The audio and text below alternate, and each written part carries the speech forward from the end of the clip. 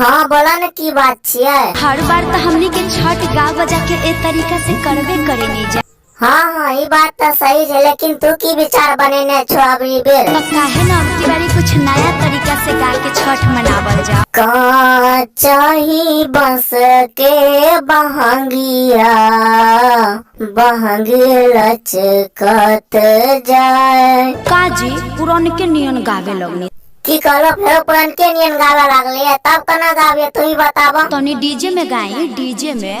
छठ पूजा के गाना डीजे में कैसे गाविए, पहले तू ही शुरू कर। हई से पेन्हिना बलमा जे पियरिया। हाँ हाँ छठी मैया के पूजा में ऐसे लागल रहा और आगा गावो। चली छापा के घाट। तू ते आन्हर हौवे रे बटोहिया, चली छपरा के घाट। करी न सासू आमा जी तैयारिया।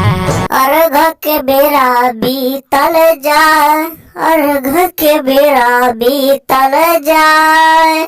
हाथी घाट पे पलाका छोले। अरे तू का करे जइबो? पराका फोड़ के हमार सारी जरइबो।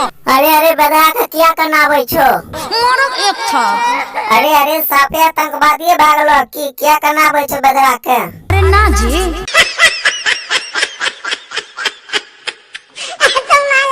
दोस्तों ये वीडियो आप लोग को कैसा लगा नीचे कमेंट करके जरूर बताइएगा। अगर ये वीडियो आप लोग को अच्छा लगे तो वीडियो को लाइक कर दीजिए, और हमारे चैनल पर नया है तो चैनल को सब्सक्राइब करके बेल आइकन घंटी को ऑल कर दीजिए। दोस्तों मिलते हैं दूसरा वीडियो में, आज के लिए इतना ही।